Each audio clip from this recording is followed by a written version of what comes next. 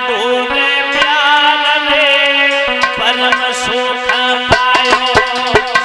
आइए महाराज, आइए प्रभु, आइए प्राणेश्वर, आसन ग्रहण कीजिए।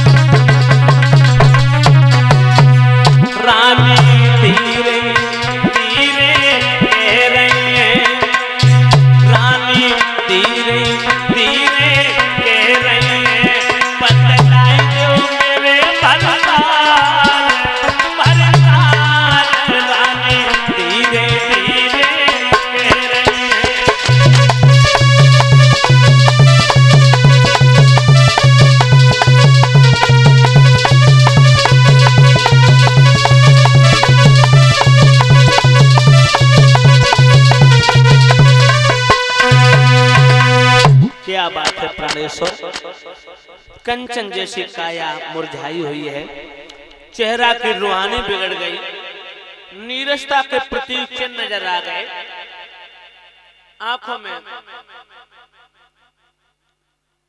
आंसू देख करके मेरा हृदय विदीर्ण हो रहा है। क्या कारण है? या तो कोई आपत्ति आ गई तुम्हारे ऊपर, या प्रजा के ऊपर कोई विपत्ति आ गई, क्या कोई संत महात्मा भूखा चला गया, क्या किसी का अपमान हो गया, क्या कोई बीमारी फैल गई प्रजा में? परीक्षित उसी समय राजा हरिश्चंद्र ने आंखों में आंसू भर के जवाब दिया, हे प्राण प्रिय, एक महात्मा आए, उस महात्मा ने अपनी कन्या के विवाह के चक्कर में कुंजी लगाम का संकल्प करवा लिया, और कुंजी लगाम के संकल्प में जर जनता, जमीन, राजपाट, धन दौलत, माल खजाना, पुत्र पत्नी। सच बात तो ये है, हमारा तुम्हारा कुछ नहीं रहा, ये सब कुछ महात्मा जी का हो चुका है। जितने भी प्रजा के लोग हैं, स्त्री हो चाहे पुरुष हो चाहे बालक हो, सब कुछ धन दौलत, माल खजाना, सारी जागीर, जहां से सूर्य उदय होता है और जहां अस्त होता है, ये पूरे ब्रह्मांड पर राज हमारा है। ये सब कुछ महात्मा जी का हो चुका है।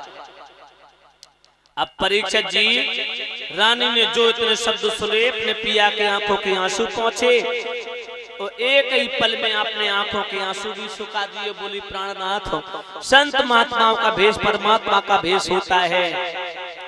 अरे महात्मा जी ने आकर के राजपाट ले लिया तो क्या इसमें कोई गंभीरता का विषय थोड़ी है? अरे हम तुम तीनों प्राणी है ना, बिक जाएंगे तीनों प्राणी, महात्मा जी का ऋण चुका देंगे। राजा बोले, सारे ब्रह्मांड पर राज हमारा है, हमने सारे ब्रह्मांड के प्रजा के लोगों के ऊपर कर वसूला है। सच बात तो यह है, देवी बिकने के लिए तो तैयार हैं हम तीनों प्राणी, लेकिन हम तुम तीनों को खरीदेगा कौन? धन्य ऐसी देवी को परीक्षित जी क्या जवाब देती है कि आप मुझे बेच लो। आजकल की कोई औरत कहेगी कोई आपत्ति आ जाए पति के ऊपर, यहाँ तक अपने गहने भी छुपा लेती है कि तुम मरो जूझो, लेकिन मैं अपने गले को हार नहीं बेचूंगी, हाँ मैं झुमकी नहीं बेचूंगी। कोई आपत्ति विपत्ति आ जाए तो पत्नी तो बिकना दूर है, अपने जेवरात भी छुपा लेती है। पता चल जाए कि आए पति के ऊपर कोई आपत्ति है, कहूँ जेवरात पे, कहूँ जेवर पे नौबत ना आ जाए तो कहूँ मायके रखे आए।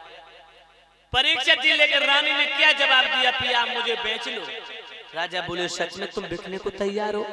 बोले महाराज कैसी बातें करते हो आप? अरे जिस दिन पिताजी ने शादी की थी तुम्हारे साथ में, उस दिन से मेरा तन आपके चरणों में समर्पित कर दिया था। और महाराज बेचने की बात छोड़ो कि इस तन पे है अधिकार तुम्हें, चाहे जैसी दशा बनाई थी जो बेचने की है का बड़ी बात टुकड़े टुकड़े लगाई थी।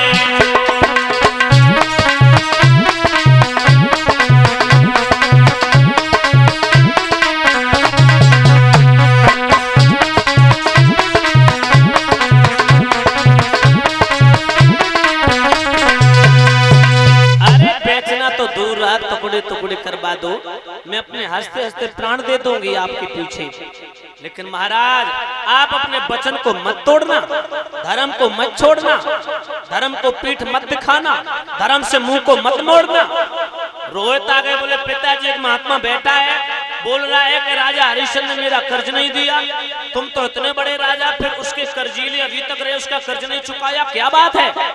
राजा ने सारी हकीकत बताई। तो वो बेटा कहता है चिंता मत करो पिताजी, आप मुझे बेच लो। धन ऐसे सपूत को माताओं क्या जवाब देता बेटा रोहितास, पिताजी आप मुझे बेच लो, महात्मा का ऋण चुका दो। परीक्षित जी तीनों प्राणी खड़े हैं, मन में सोच रहे हैं। अब राजा हरिश्चंद्र ने मन में विचार किया कि देवी हम तुम तीनों प्राणी बिक तो जाओगे, लेकिन हम तुम लोगों को खरीदेगा कौन? पूरे ब्रह्मांड पर तो राज हमारा ही है। परीक्षित जी उसी समय रानी ने जवाब दिया, स्वामी जब मैं अपने पिता के घर थी ना, जब मेरी बाल अवस्था थी तो ऋषि आया करते थे, संत महात्मा आया करते थे, मेरे पिताजी को मुझे पढ़ाया करते थे। तो वो ये बताया करते थे कि काशी है वो तीनों लोकों से निराली है, जो भगवान शिव जी ने अपनी इच्छा के अनुसार उस नगरी का निर्माण किया है। तो काशी के ऊपर तुम्हारा अधिकार नहीं है, वो तो भगवान शिव जी ने बसाई, तीनों लोकों से निराली